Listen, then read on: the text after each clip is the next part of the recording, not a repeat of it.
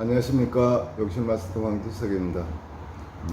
제가 최근에 그 욕실 리모델링 분야에 관해서 뭐 이렇게 이제 제가 아는 상식선에서 이렇게 한 편 한 편 올리고 있습니다.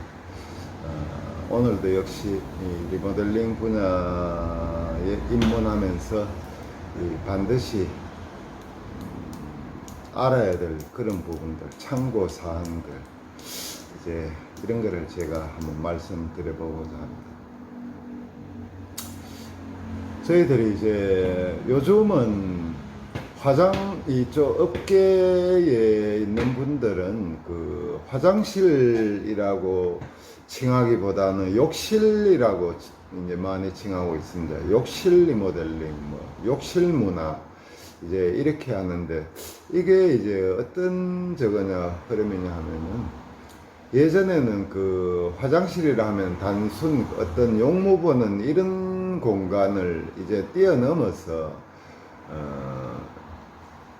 그 아주, 그러니까 뭐 위생적으로는 이렇게 안에서 뭐 독설해도 될 정도의 그 정도 청결, 그리고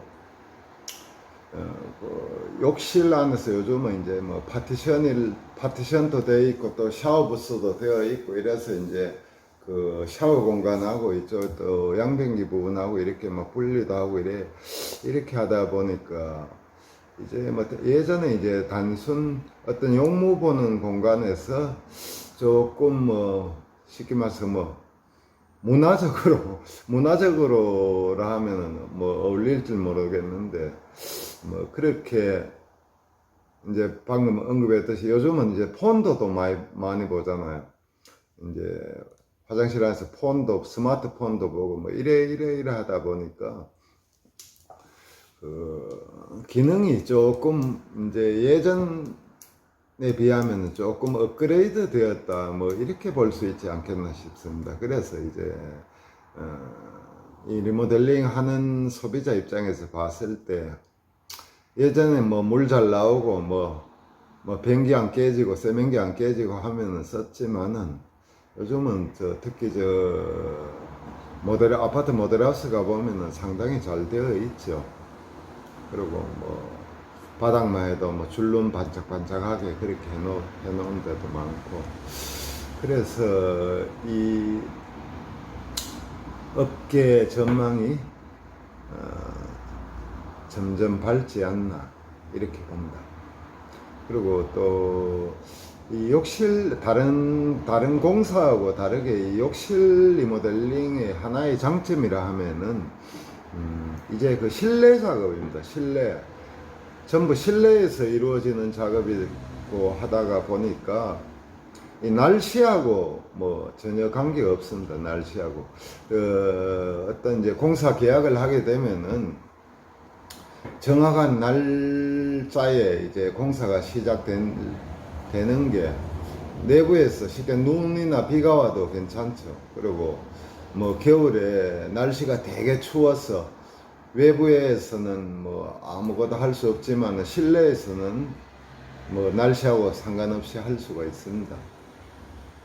그리고 이제 그 빈집 같은 경우에는 뭐 작업할 때 앞뒤 베란다 창문을 열어 놓으면은 아파트가 다 고층이 되다 보니까 이 바람이 치죠. 그러면 여름에 더위도 이렇게 어떻게 견딜 수도 있고, 또 주거하는 집 같은 경우에는 보면은 그 아마 본인들은 뭐 전기를 아낀다고 에어컨 같은 걸 안 틀더라도 평소에 이 작업하는 인부들이 들어가면은 뭐 하루 종일 에어컨을 켭니다.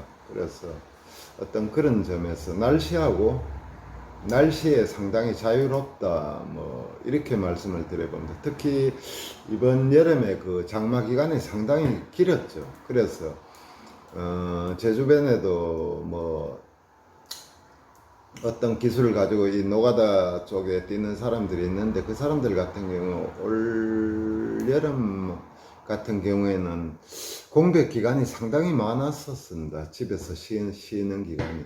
일을 하고 싶어도 현장 전체가 멈추다 보니까 뭐 할 수가 없는 거죠.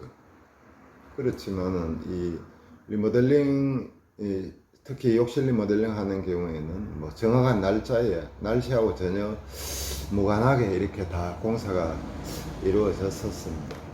그리고 이제 또 제가 또 앞편에 이 리모델링 업을 아무나 할 수 있다, 심지어는 뭐 여자분들도 가능하다 이렇게 하니까 주위에서 누가 그 무거운 걸 어떻게 뭐 여자분들이 할 수가 있느냐 이제 이렇게 얘기하는 분이 있었습니다. 그러면 이제 제가 이제 간략하게 이제 한번 말씀드려 보겠습니다. 이 타일 한 박스는 분명히 무겁습니다. 타일 한 박스는 한 10kg, 평균적으로 한 10kg 되죠. 그래서 만지기가 어떻게 보면은 그래도 뭐 10kg, 말이 10kg 충분히 만지는 여자들도. 하지만 이게 이제 어떻게 이루어지냐면은, 물론 이제 그렇게 현장 배달을 안 하는 뭐 자재상도 가끔 있을 수는 있습니다. 하지만은 이쪽 계통이 거의 대다수가 쉽게 말해 자재에 관해서 자재 대금 결제를 하면은 20층이든지 30층이든지 뭐 아파트 엘리베이터가 다 있으니까 자재상 쪽에서 현장에 자재를 옮겨줍니다. 그러면은 뭐 화장실 입구 쪽으로 자재를 다 이렇게 전날 이렇게 갖다 놓죠. 이동을 해 놓죠. 그러면 이제 한 박스씩 뜯어서 이렇게 할 수가 있으니까 어떤 뭐 무거운 짐을 옮긴다, 어떤 이런 그런 거를 몸이 약한 분들도 해결을 할 수가 있죠. 그리고 또 이제 가령 연세가 60이 넘어가는 이런 분들은 체력적으로 딸리더라도 자재상에서 다 배달을 해주니까 충분히 일하는 데는 아무 문제점이 없습니다. 또 그러고 이제 그러면은 예전에 지었는 그 빌라 같은 경우에 보면은 5층 심지어는 6층까지도 그 엘리베이터가 없는 데가 예전 건물은 많이 있습니다. 요즘은 한 3, 4층만 되어도 요즘 건물은 엘리베이터를 넣더라고요. 그렇지만은 예전 건물은 대다수가 엘리베이터가 없습니다. 제가 다음 주 수요일 날 이제 그 공사 하나 들어가는 게 있는데, 거기만 해도 아파트입니다. 아파트인데 5층 아파트인데 이제 엘리베이터가 없는데 또 제가 리모델링 해야 될 층수가 4층입니다. 그러면은 이제 자재 운반에서 이제 어떻게 해야 되냐, 거기 같은 경우에는 제가 그 사다리 차를 하나 부르든지, 제가 사다리 차 하나 들어가는 그 견적을 욕실 기본 견적에서 사다리 차 비용을 따로 업을 했습니다. 올렸습니다. 그건 이제 그렇게 될 수밖에 없는 것이죠. 그러니까 이제 그런 경우에는 사다리 차를 동원하든지, 안 그러면은 인력 사무소에 외국인 인력을 한 명 불러서 사다리 차 대용으로 사람이 직접 올리는 것이죠. 그걸 이제 본인이 직접 다 올려가면서 어떻게 자기가 거기에 관해서 공사에 관해서 더 금전적으로 더 벌겠다 이런 욕심은 피하는 게 좋습니다. 그런 부분들 어차피 그 사다리 비용으로 이렇게 다 책정을 해도 충분하니까 이제 그렇게 하면은 어떤 그 자재 운반에서는 염려할 게 없습니다. 그리고 또 한 가지는 여자분들이 들어가서 이 리모델링을 철거부터 타일 세팅, 타일 작업, 기구 세팅까지 이제 한다 이러니까 또 한 부분은 여자들이 철거를 어떻게 하느냐 이제 이렇게 또 누구 묻는 분이 있었습니다. 그러면 여자들이 철거하는 경우 가끔 있고 보통 이 리모델링 전문적으로 하는 사람들 같은 경우에는 철거를 맡겨버립니다. 쉽게 말해서 철거를 따로 이제 외주를 주는 것이죠. 어느 도시에든지 가면은 화장실 공사하는 사람 주변에 화장실 철거만 하는 그런 팀들이 있습니다. 그러면은 화장실 한 칸 기준으로 했을 때 그 사람들 철거 금액이 얼마냐면 15만 원입니다. 15만 원. 그러면 가령 200만 원에 공사 계약을 했다고 쳤을 때 15만 원 빼야 되는 것이죠. 그러면은 이제 실제 185만 원에서 자재 빼고 자기가 어떻게 그 인건비를 책정해서 견적 들어가야 하는 그런 경우입니다. 그러면은 15만 원에 그 철거를 줘도 충분합니다. 이게 저 같은 경우에 제가 철거를 하면은 그 철거에서 철거 비용, 그러니까 폐기물 비용이죠. 폐기물 비용. 그 욕실 한 칸 기준으로 했을 때 폐기물 비용이 한 4만 원에서 한 5만 원 정도 나옵니다. 그러면 제가 이제 1시간에 철거를 했다고 봤을 때 뭐 특별한 어떤 변동사항이 없는 이상 1시간 안에 철거가 됩니다. 그러면은 이제 저 같은 경우에는 뭐 제가 할 수 있으니까 아직은 제가 철거를 합니다. 철거를 하는데, 그러면은 이제 제가 저 입장에서는 철거에 관해서 제가 돈이 들어가야 될 부분은 5만 원이죠. 5만 원. 그리고 이 철거를 제가 다른 사람한테 준다 하면은 15만 원에 줘야 되는 것이고, 그러니까 거기에서 한 10만 원 차이가 나버리는 겁니다.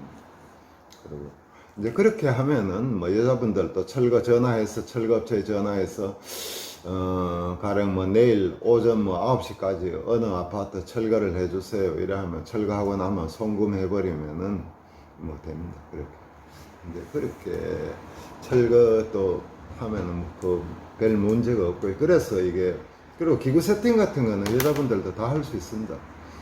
단지 타일에 어떤 뭐 수건거리라든지 휴지거리 같은 거 이렇게 장착을 할 때 전부 그 타일 안에서 구멍을 뚫어줘야 되는. 근데 그 구멍을 뚫을 때 좀 조심해야 되는 거예요. 이제 마지막 작업이다가 보니까 이렇게 작업을 타일을 반듯반듯하게 다 붙여놨는데 잘못 뚫으면은 타일 그 두께라든지 뭐 어떤 그런 상황에 따라서 이 타일 구멍 뚫는 과정에서 타일이 깨어질 수 있습니다. 깨어지면 또 복잡하죠. 그러면 깨어지면 또 다시 그 타일 뜯어내고 다시 타일 작업을, 그렇게 이제 다 해놔놓고 타일이 깨어지면은 다시 이제 처음부터 돌아가서 타일 시공을 하고 이래야 되니까 이제 어떤 그렇게 주의할 점, 이제 그런 부분만 피하면 됩니다. 그래서 이제 여자분들도 충분히 작업을 할 수 있다. 그러니까 제가 뭐 그렇다고 해서 이렇게 이제 얘기를 하면서 그 여자분들 보고 뭐 전부 여자분들도 충분히 할 수 있으니까 이 어깨에 뛰어드세요 이제 이런 얘기는 아닙니다. 물론 여자분들도 의욕적인 분이 있다면은 다 할 수가 있다는 그런 얘기고요. 그리고 제가 이제 이렇게 말씀을 드리는 건 여자분들도 할 수 있는 일인데 그 하물며 남자들은 뭐 웬만한 사람들은 다 할 수 있다 이렇게 보시면 정확합니다. 그리고 또 하나는 이제 그 요즘 뭐 계속적인 어떤 뭐 불황 이렇게 하잖아요. 계속 불황이 이어지고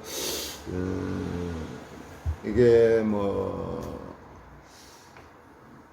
좋은 그런 호갱기가 언제 시작될런지는 뭐 저도 잘 모르겠지만은 아마도 어려운 시기가 당분간 지속된다고 보는데, 그러면은 보통 이제 40대 50대에 퇴직을 해서 어떤 기존 그 틀에서 벗어나서 기존 직장 월급만 받다가 스스로 어떤 사회에 뛰어들어서 월 뭐 100만 원, 200만 원 벌려고 하면은 그 사람들 버는 게 만만치 않습니다. 쉽게 어디서 해야 될 줄 모르죠. 그리고 자영업 한다고 해서 뭐 임대료 내기 바쁘고 지금 이런 시국이죠. 그러면은 막노동을 한다고 봤을 때 그 가령 용역 사무실에 가면은 뭐 많이 그 기술 없는 분이 용역 사무실에서 아무리 많이 받아도 하루에 뭐 13만원, 15만원 이상 받기가 어려울 것입니다. 보통은 이제 뭐 10만원에서 10한 2만원 정도는 뭐 성인 남자 기준으로 해서 아마 주겠죠. 그런데 이거는 배워놓으면 일당으로 치면은 솔직히 뭐 일당으로 치면은 최소한 30만 원 정도는 됩니다. 이게. 근데 저 같은 경우에 제가 이제 이 업계에 있지만은 제가 일당으로 하는 일은 하지를 않고 있습니다. 저 같은 경우는 순수하게 제가 이제 계약한 제 개인 오다만 진행을 하고 있는데, 저는 뭐 가령 30만 원 주고 어디 가서 타일을 붙이라 하면은 뭐 할 수는 있죠. 그리고 또 가끔 하는 경우도 있는데 별로 반갑지 않습니다. 그리고 그게 왜냐하면은 이 리모델링을 하게 되면은 쉽게 말해서 매일 타일 붙이는 작업은 분명 조금의 어떤 작은 노동이랄까요, 조금의 강도는 있습니다. 그러니까 제가 매일 30만 원을 주더라도 매일 타일 붙이라 하면은 저는 이 일을 안 합니다. 그런데 이제 제가 이렇게 할 수 있는 것은 첫날 철거해봐야 그 화장실 좁은 공간 안에서 한 덩어리씩 뜯어내면 되는 것입니다. 안 그러면 힘이 붙이면 망치로 두드려 깨어서 자루에 담아서 조금씩 들고 나오면 되는 것이고, 어떻게 됐든지 말 그대로 철거잖아요. 철거만 다 해내버리면 되는 것이고, 또 이제 세팅 같은 게 역순으로 세면기 하나 달고 수건거리 하나 걸고 거울 걸고 수납장 걸고 뭐 이렇게 하면 되는 것이니까, 그러면은 이제 3일로 봤을 때 작업 강도가 조금 낮아진다는 것이죠. 어떤 힘으로 써야 될 부분이. 그래서 이제 이거를 이제 할 수가 있고, 또 어떤 이제 그런 이게 이제 뭐 저 같은 경우에도 저는 그렇습니다. 제가 이 생각이 예전부터 분명히 이게 노가다지만은 제가 이 업계에 이거 일을 하고 있는 것은 요즘 뭐 현대사회에서 분명한 어떤 보수가 뒷받침되어 주기 때문에 하는 것입니다. 그런데 가령 제가 어떤 용역 사무실에 일하러 갔는데, 제가 한 5만 원 일당을 받아 오려고 하면은 용역 사무실 쪽에서는 최소 20만 원이나 30만 원 일을 시키고 저한테 15만 원을 줬을 것입니다. 그러면은 제 개인적인 입장에서 봤을 때 제가 오늘 하루 20이나 30만 원어치 일을 했는데 제가 실제 가져왔는 금액은 15만 원이거든요. 그러면 저는 이제 이게 어떤 제 개인적으로 용납이 안 되는 것입니다. 이게 제 기준은 뭐냐면은, 제가 20만 원어치 일을 했으면 20을 가져오고 30만 원어치 일을 했으면 30을 가져오고, 이렇게 되었을 경우에는 하루 종일 제가 먼지를 덮어 쓰고 뭐 새카맣게 뭐 손발이 새카맣게 된다 하더라도 제가 먼지를 덮어 쓰고 합니다. 그게 어떤 이제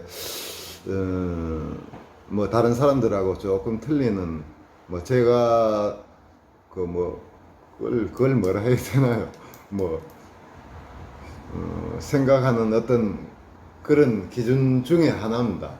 그래서 제가 때로는 이 일을 하면, 제가 지금 촬영하느라고 이 동영상 촬영하느라고 오늘 같은 경우에 작업이 없습니다. 그래서 이제 뭐 옷도 갈아입고 뭐 이렇지만, 제가 평소에 작업할 때 먼지 많이 있을 때는 뭐 새카맣습니다. 거의 모자도 제가 뭐 모자가 몇 개 있습니다. 작업하는 동안에 파란색도 있고 뭐 또 작은 모자가 몇 개 있는데, 매일 모자를 집에 오면은 세탁을 할 정도로 먼지가, 때로는 먼지를 많이 쓸 때 씁니다. 하지만은 또 뭐 매일 그런 건 아니고 이제 특수하게 그런 현장이 있습니다.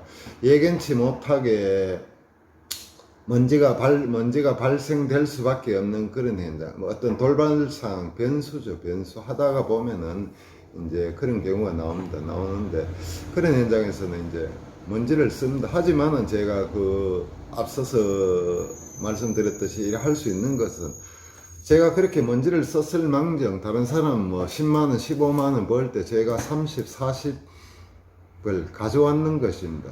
그러니까 제가 이제 이 일을 할 수가 있는 것이죠.